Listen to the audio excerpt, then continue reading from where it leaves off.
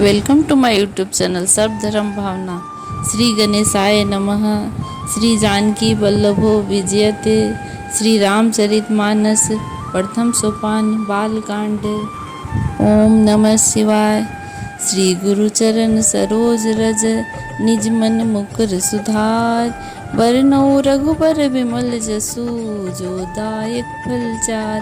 बुद्धिहीन तन जानिके सुमिरो पवन कुमार। बल बुद्धि विद्या देहु मोहि हरहु कलेश विकार। सियावर राम जय जय राम।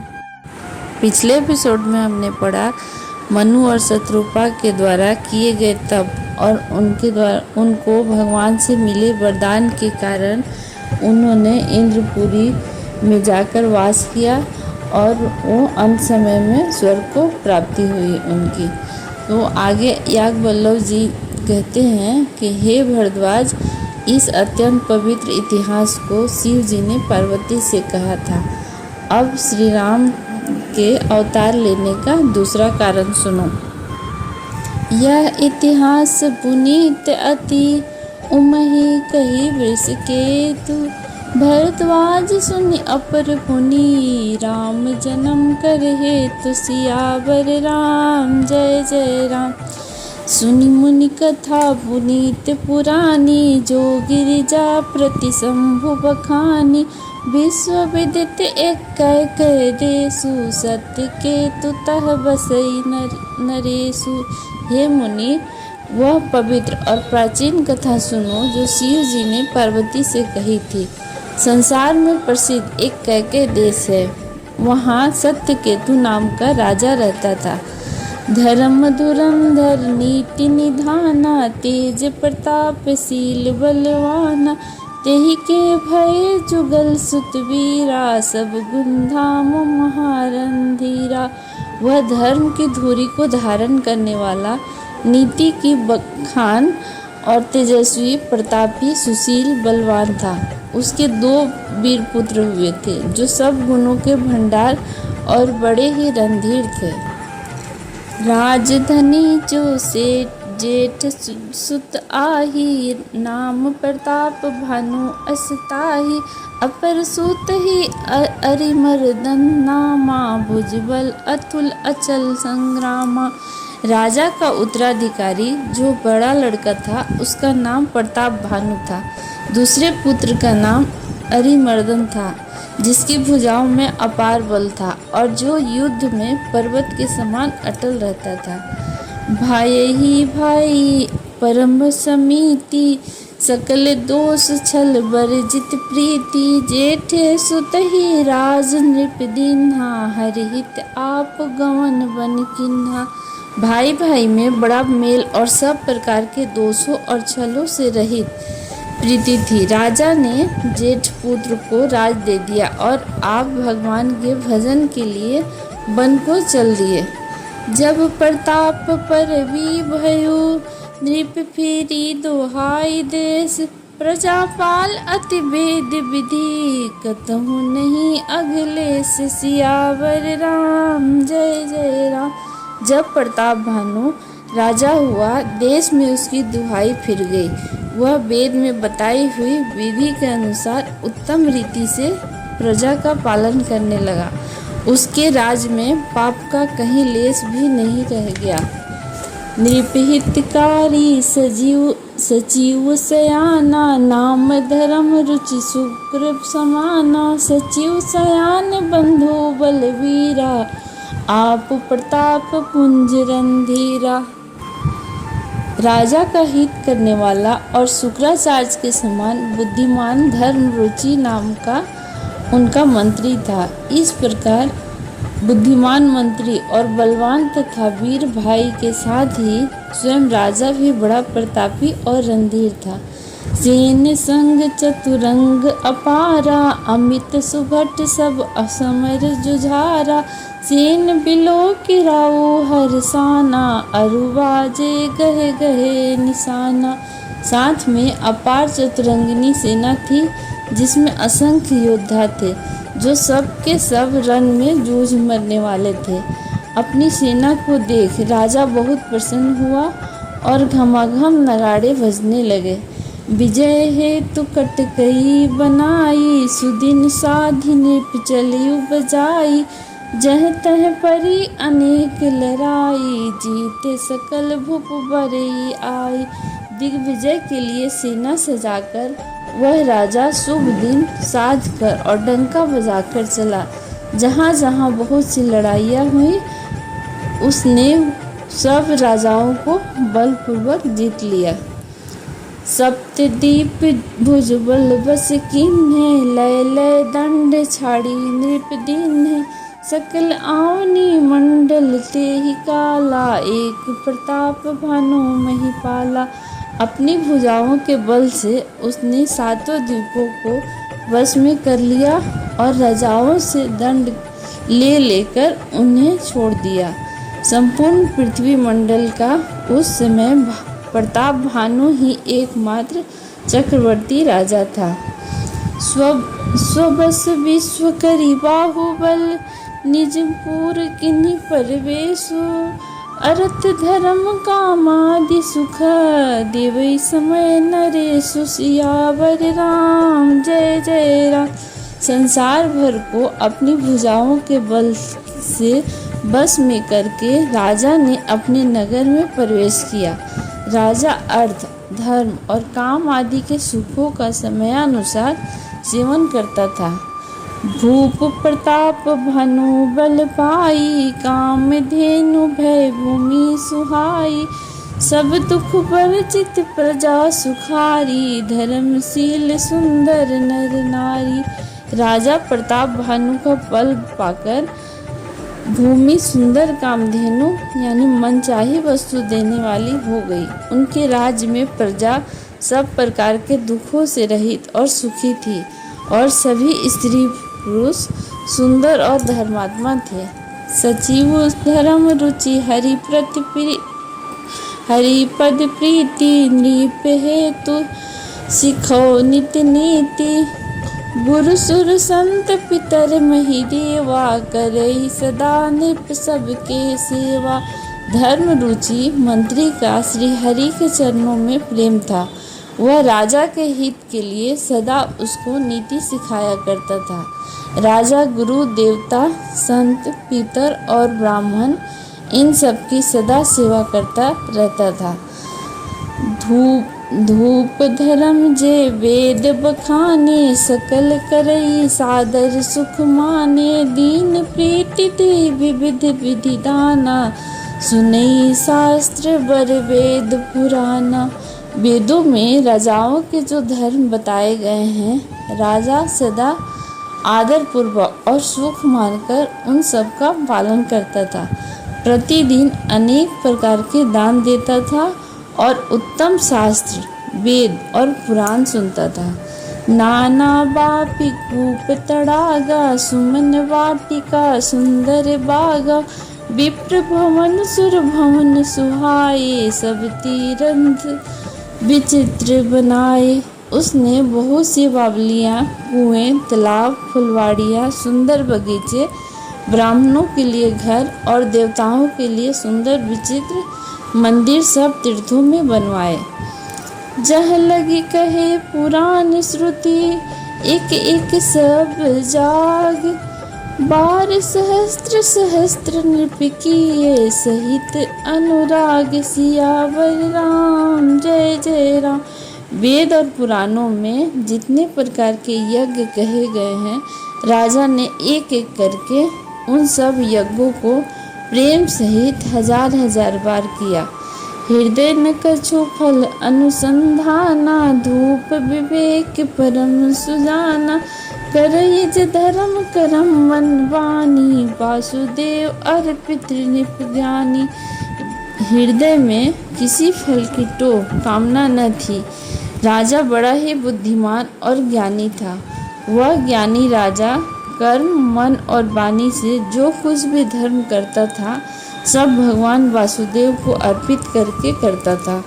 चढ़ी बरबाज बार एक सा राजा, मृग्या कर सब साज समाजा। विंध्याचल गंभीर भऊ, गयऊ मृग पुनित बहु मारत भयऊ। एक बार वह राजा एक अच्छे घोड़े पर सवार होकर शिकार का सब सामान सजाकर विंध्याचल के घने जंगल में गया और वहां उसने बहुत से उत्तम उत्तम हिरण मारे। फिरत विपिन नृप दीख बराहु, जनु बन दुरयो सिसहि ग्रसिराहु। बड़े विधु नहीं समात मुख माही, मनहु क्रोध बस उगलित नाही। राजा ने वन में फिरते हुए एक सुअर को देखा। दांतों के कारण वह ऐसा दिख पड़ता था मानो चंद्रमा को ग्रस कर मुंह में पकड़कर राहु वन में आ छुपा हो। चंद्रमा बड़ा होने से उसके मुंह में समाता नहीं था और मानो क्रोधवश वह भी उसे उगलता नहीं था। कोल कराल दसन छवि गाई, तनु विशाल पीवर अधिकाई। घुरात है औ पाए, चकित बिलोकत कान उठाए। यह तो सुअर के भयानक दांतों की शोभा कही गई। इधर उसका शरीर भी बहुत विशाल और मोटा था। घोड़े की आहट पाकर वह घुरघुराता हुआ कान उठाए चौकन्ना होकर खड़ा होकर देख रहा था। नील महीधर शिखर समा, देखे विशाल बराहु। चपरी चले वो है सुटकी नृप की न हो निवाहु। सियावर राम जय जय राम। नील पर्वत के शिखर के समान विशाल शरीर वाले उस सुअर को देखकर राजा घोड़े को चाबुक लगाकर तेजी से चला और उसने सुअर को ललकारा कि अब तेरा बचाव नहीं हो सकता। आवत देख अधिक रौबाजी, चलियु बराह मरुत गति भाजी। तुरत किन नृप कर संधाना, मही मिली गयो विलोकत माना। अधिक शब्द करते हुए घोड़े को अपनी तरफ आता देखकर सुअर पवन वेग से भाग चला। राजा ने तुरंत ही बाण को धनुष पर चढ़ाया और सुअर बाण को देखते ही धरती में दुबक गया। तक तक तीर महिष चलावा, करी छल सुअर शरीर बचावा। प्रगट दुरत जाई मृग भागा, ऋष बस भूप चले उसंग लागा। राजा तक कर तीर चलाता है परंतु सुअर छल करके शरीर को बचाता जाता है। वह पशु कभी प्रकट होता कभी छिपता हुआ भागा जाता था और राजा भी क्रोध के वश होकर उसके पीछे लगा चला जाता था। गए वो दूरी घन गहन बराहु, जहनहीन गजबाज निवाहु। अति अकेल बन विपुल कलेसु, तदपिन मृग मग तजेहु नरेसु।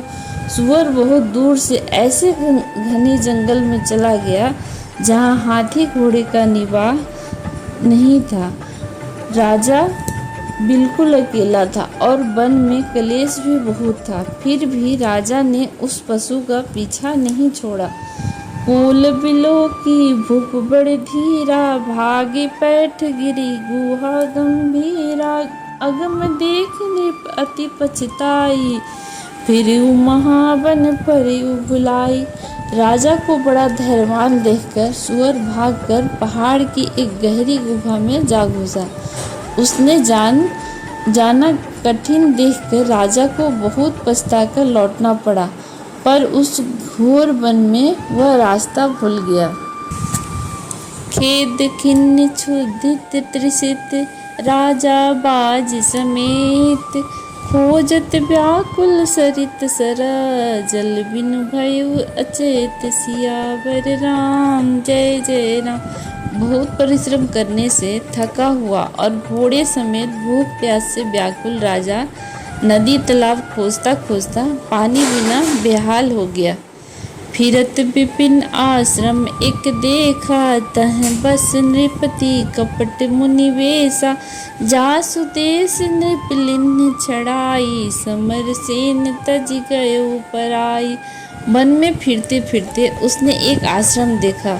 वहाँ कपट से मुनि का वेश बनाए एक राजा रहता था, जिसका देश राजा भानु प्रताप ने छीन लिया था और जो सेना छोड़कर युद्ध से भाग गया था। समय प्रताप भानु कर जानी, आपन अति असमय अनुमानी। गयो न गृह मन बहुत गलानी, मिला न राजहि नृप अभिमानी। प्रताप भानु का समय अच्छे दिन जानकर और अपना कुसमय बुरे दिन अनुमान मानकर उसके मन में बड़ी ग्लानि हुई। इससे वह न तो घर गया और न ही अभिमानी होने के कारण राजा प्रताप भानु से ही मिला और राजा प्रताप भानु से ही मिला। ऋषि उर मारी रंक जिमि राजा, विपिन बसई तापस के साजा। तास समीप गवन नृप कीन्हा, यह प्रताप पर बीते ही तब चीन्हा। दरिद्र की भांति मन ही मन में क्रोध को मारकर वह राजा तपस्वी के भेष में वन में रहता था। राजा प्रताप भानु उसी के पास गया। उसने तुरंत पहचान लिया कि यह प्रताप भानु है। राउ त्रिसित नहीं सो पहचाना, देख सुवेश महामुनि जाना। उत्तरी तुरग ते किन्ह प्रणामा, परम चतुर न कहु निज नामा।